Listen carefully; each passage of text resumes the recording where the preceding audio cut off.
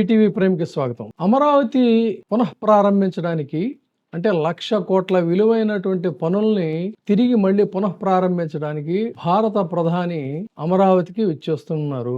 దీనికి దాదాపుగా ఆ డేట్ కూడా మే 2వ తారీఖు నాడంటే దగ్గర పడింది. దాంతో విపరీతమైన హడావడి పడిపోతూ అసలు ఆయనకి స్వాగతం పలికేటువంటి తీరుని నభూతో నా భవిష్యత్ అన్నట్టుగా ఉండాలని మనం ఇంతకుముందు కూడా ఒక వీడియోలో చెప్పుకున్నాం. ఆయన పర్యటన కోసం శరవేగమైనటువంటి ఏర్పాట్లు తెల్లవారులు జరుగుతున్నాయి.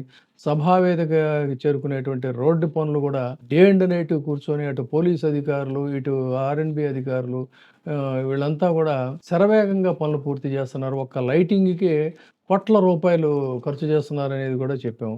సో, ఈ రీలాంచ్ పనులన్నీ కూడా వచ్చే నెల మే 2వ తేదీ నాడు ప్రారంభించడానికి ఏర్పాటు చేశారు. సరే, పనిలో పనిగా ఏంటంటే ఇక్కడ రాజకీయంగా కూడా తమ యొక్క బలాన్ని ప్రదర్శించడం కోసం, ఆయన్ని భారీగా ఇంప్రెస్ చేయడం కోసం కూడా ఒకవైపు ప్లాన్ చేశారు. ఆ రకంగా ఆయన్ని ఇంప్రెస్ చేయడానికి సుమారు 2 గంటల పాటు సుడిగాలి పర్యటన సాగుతుంది ఆయన పర్యటన. దాంట్లో ఏమిటి అన్నట్లయితే కనీసం ఆయన సభకి 5 లక్షల మంది జనాల్ని పోగేయాలని చెప్పని అనుకుంటున్నారు. అందుకోసం అని చెప్పని సరే, ఆయన నారాయణ గారు చెప్పారు, ఇప్పటికే మేము 5,000 కోట్ల పైగా ఖర్చు పెట్టాము, రోడ్లను నిర్మించాము, శంకుస్థాపన ఏమో నరేంద్ర మోడీ గారి చేతుల మీద జరిగింది, మళ్ళీ మరొకసారి చేస్తారు ఆయన అని చెప్తున్నారు. దాని మీద కూడా అన్నాం మనం. ఇది 64,000 కోట్లతో టెండర్లు పిలవడానికి అథారిటీలో నిర్ణయం తీసుకున్నారు. 41,000 కోట్ల పనులు టెండర్లు పూర్తయ్యాయి. మళ్ళీ చాలా టెండర్లు ఇచ్చారు. అయితే ఈ టెండర్లలో, ఈ ఏర్పాట్లలో ఎందుకు ఆ ఎస్టిమేషన్స్ ఏంటి, ఆ వ్యవహారం ఏంటి, ఇదేంటి అనేది మనం ఇంకొక వీడియోలో చాలా సవివరంగా గతంలో ఏం జరిగింది, ఇప్పుడు ఎంత పెంచారు, ఎందుకు పెంచాల్సి వచ్చింది అనేటువంటి వివరాలు మనం ఇంకొక వీడియోలో చెప్పుకుందాం. ఇప్పుడైతే ఏంటంటే ఇంత భారీ స్థాయిలో మరి ఏర్పాట్లు చేసుకుంటూ ఉన్నటువంటి నేపథ్యంలో ఒకవైపు చూస్తేనేమో జాతీయ స్థాయిలో పరిస్థితి చాలా అటు కాశ్మీర్ మీద ముష్కర మూకల దాడితో పరిస్థితి అనిస్థితి ఏర్పడి ఉంది. తర్వాత మోదీజీనేమో ఆయన కంటిన్యూస్గా యావత్తు కేంద్ర క్యాబినెట్ అంతా కూడా ఇదే పనుల మీద తల మునకలై ఉన్నారు, ఎప్పటికప్పుడు మానిటర్ చేసుకుంటూ.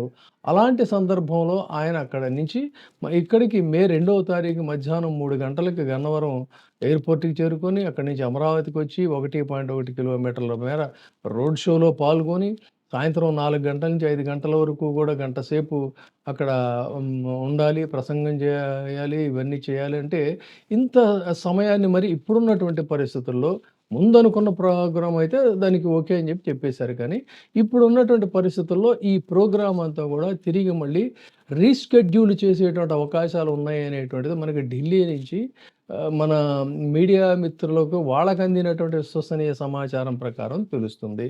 ఇదే కనుక నిజమైనట్లయితే మరి ఇదంతా రీషెడ్యూల్ అయ్యేటైతే ఈ బల ప్రదర్శన మీద కూడా అంతమందిని ఇప్పుడు పోగేయాల్సినటువంటి అవసరం ఉందా, అవసరం లేదా అనేది కూడా అంటారు. కారణం ఏంటంటే ఒకవైపు దేశం బయట ఉద్రిక్త పరిస్థితులు ఉన్న నేపథ్యంలో దేశం లోపల కూడా జాగ్రత్తలు తీసుకోవాల్సినటువంటి అవసరం ఉంది. ఆ రకమైనటువంటి పరిస్థితుల్లో ఇంతా ఇలా ఉంటే ఒకవైపు వక్ఫ్ సవరణ బిల్లుకి సంబంధించి కూడా కొన్ని వర్గాలు దీని మీద కొంత కేంద్ర ప్రభుత్వం మీదను, అటు రాష్ట్ర ప్రభుత్వం మీద కూడా గుర్రుగా ఉన్నాయి.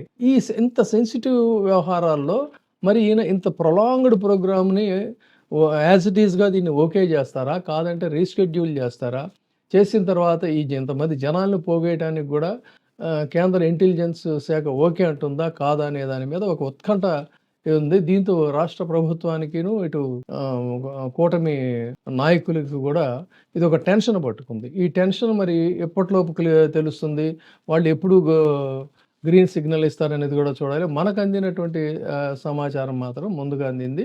కొంతగా ప్రధాని ప్రోగ్రాములో అయితే మార్పులు చేర్పులు ఉంటాయని తెలుస్తుంది.